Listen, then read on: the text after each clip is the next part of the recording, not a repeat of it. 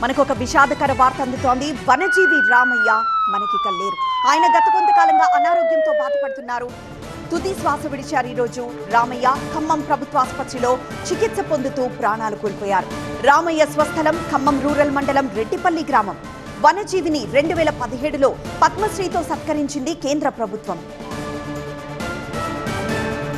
దరిపల్లి రామయ్య కోటి మొక్కలు నాటి వనజీవి రామయ్యగా పేరు సంపాదించారు. మొక్కల ప్రాధాన్యత తెలిపే బోర్డులను తాను అలంకరించుకొని నిత్యం పర్యావరణ పరిరక్షణకు పాటుపడ్డారు. 50 ఏళ్లుగా అలు పెరగకుండా విత్తనాలు చల్లుతూ మొక్కలు పెంచేందుకు ప్రయత్నించారు. వేసవిలో విత్తనాలు సేకరించి తొలకరి రాగానే వాటిని ఆయా ప్రాంతాల్లో చల్లుతుండేవారు వనజీవి రామయ్య. 120 రకాల మొక్కల చరిత్రను అలవోకగా చెప్పగలరు వనజీవి. తాజాగా తెలంగాణ ప్రభుత్వం 6వ తరగతిలో వనజీవి గురించి పాఠ్యాంశంలో చేర్చింది. 3 కోట్ల మొక్కలు నాటాలన్నదే తన లక్ష్యమని వనజీవి రామయ్య చెప్తుండేవారు. మరింత సమాచారం ప్రతినిధి నారాయణ అందిస్తారు. నారాయణ, వనజీవి రామయ్య ఈ రోజు తెల్లవారుజామున ఖమ్మం ప్రభుత్వ ఆసుపత్రిలో చికిత్స పొందుతూ మృతి చెందారు. ఈ రోజు తెల్లవారుజామున ఆయన స్వస్థలం ఖమ్మం రూరల్ మండలం రెడ్డిపల్లి గ్రామంలో గుండెలో నొప్పి, ఛాతీలో నొప్పి రావడంతో హుటాహుటిన ఆసుపత్రికి తరలించారు. ఆసుపత్రికి తీసుకొచ్చి చికిత్స అందిస్తున్న సమయంలోనే హఠాత్తుగా ఒక్కసారిగా గుండెపోటు వచ్చి ఆయన మృతి చెందడం జరిగింది. ప్రస్తుతం ఆయనకి 87 సంవత్సరాలు. స్వస్థలం రెడ్డిపల్లి గ్రామం.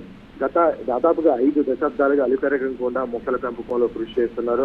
ఆ గ్రామంతో పాటు చుట్టుపక్కల గ్రామాలు అనేక ప్రాంతాలలో ఆయన చేతుల మీదుగా నాటినటువంటి మొక్కలు ఈ రోజు వృక్షాలుగా పెరిగాయి. దాదాపుగా 1 కోటికి పైగానే మొక్కలు నాటి ఎంతో పర్యావరణ పరిరక్షణ కోసం ఎంతగానో కృషి చేశారు. తన ఇంటి చుట్టూ కాకుండా ఎక్కడికి వెళ్ళినా కూడా, ఏ ఫంక్షన్లకి, ఏ సమావేశాలకి, ఏ అధికారిక కార్యక్రమాలకు వెళ్ళినా మొక్కలతోనే ఆయన వెళ్ళి అక్కడికి అందించడం జరుగుతుంది.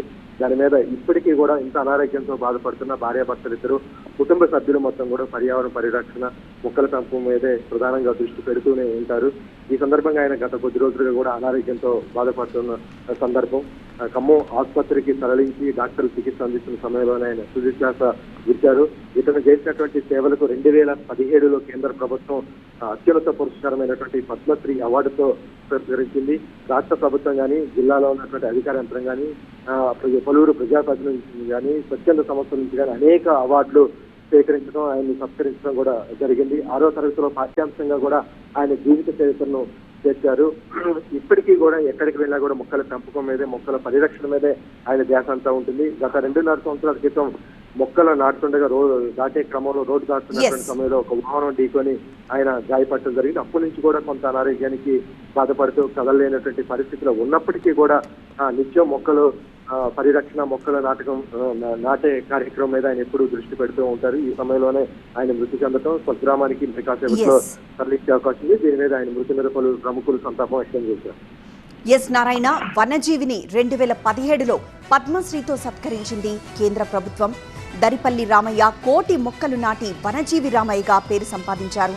మొక్కల ప్రాధాన్యత తెలిపే బోర్డులను తాను కూడా అలంకరించుకొని నిత్యం పర్యావరణ పరిరక్షణకు పాటుపడ్డారు.